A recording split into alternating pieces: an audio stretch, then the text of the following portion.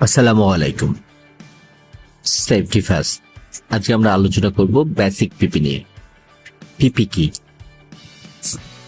পিপি হচ্ছে personal protective equipment বা ব্যক্তিগত সুরক্ষা সরঞ্জাম।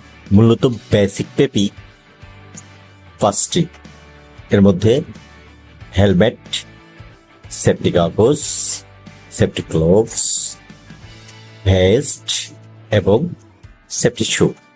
মাথার সুরক্ষার জন্য সেফটি হেলমেট, চোখের সুরক্ষার জন্য সেফটি কাগজ বা চশমা, হাতের সুরক্ষার জন্য সেফটি গ্লোভস বা হাত মোজা এবং পায়ের সুরক্ষার জন্য সেফটি শু।